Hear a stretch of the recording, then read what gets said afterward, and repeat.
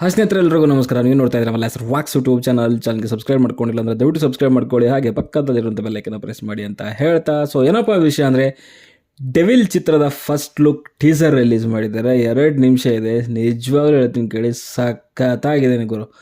D boss ಅಭಿಮಾನಿಗಳಿಗೆ ಒಂದು ರೀತಿಯಲ್ಲಿ ಹಬ್ಬ ಮೇಲೆ ಹಬ್ಬ ಅಂತ ಹೇಳ್ಬೋದು. ಯಾಕಂದರೆ ಬರ್ತ್ಡೇ ಇರೋದು ಅವ್ರಿಗೊಂದು ದೊಡ್ಡ ಹಬ್ಬ, ಜೊತೆಗೆ ಈ ಒಂದು ಟೀಸರ್ ಬಂದಿರೋದು ಡೆವಿಲ್ ಚಿತ್ರದ್ದು ನಿಜವಾಗ್ಲೂ ದೊಡ್ಡ ಸಂಭ್ರಮ ಅಂತ ಖಂಡಿತವಾಗ್ಲೂ ಮಾಡ್ತಾರೆ.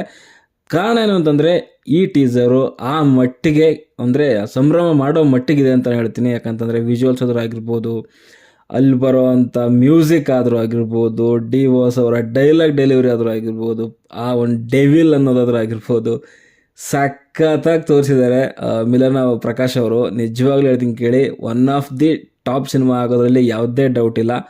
ಕಾಟೇರ ಸಿನಿಮಾ ಆದಮೇಲೆ ಡಿ ಬಾಸ್ ಅವರ ಒಂದು 2.0 ಜರ್ನಿ ಅಂತ ಹೇಳ್ಬೋದು ಕನ್ನಡ ಚಿತ್ರರಂಗದಲ್ಲಿ, ಅದು ಶುರುವಾಗಿದೆ.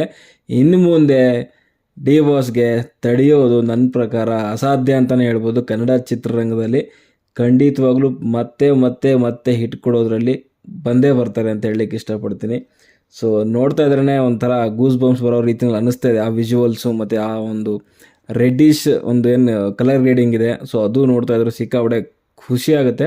ಆಮೇಲೆ ಇದರಲ್ಲಿ ನೋಡ್ತಾ ಇದ್ರೆ ಒಂದು ಮೇ ಬಿ ಅವರು ಕೆಸಿನೋ ನಡೆಸ್ತಾ ಇದ್ದಾರೆ ಅಂತ ಅನ್ಸುತ್ತೆ. ಸೊ ಅಲ್ಲಿಗೆ ಯಾರೋ ಒಬ್ಬ ಬರ್ತಾನೆ, ಮೇ ಬಿ ಕೆಲವೊಂದು ಫೋಟೋಸ್ಗಳನ್ನ ತೊಗೊಳ್ತಾ ಇರ್ತಾನೆ.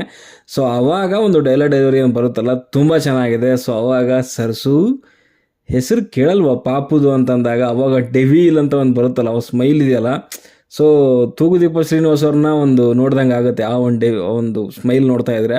ಸೊ ಇದರಲ್ಲಿ ಎಲ್ಲೋ ನನಗೆ ಅನಿಸ್ತಿರೋ ಪ್ರಕಾರ ಇವ್ರದ್ದು ದರ್ಶನ್ ಸರ್ದು ನೆಗೆಟಿವ್ ಶೇಡ್ ಇರೋವಂಥ ಪಾತ್ರ ಇದೆಯಾ ಅಂತ ಅನ್ಕೊತಾ ಇದ್ದೀನಿ. ಬಟ್ ಅಲ್ಲಿ ಡೆವಿಲ್ ದ ಹೀರೋ ಅಂತ ಕೂಡ ಮೆನ್ಷನ್ ಮಾಡಿದ್ದಾರೆ.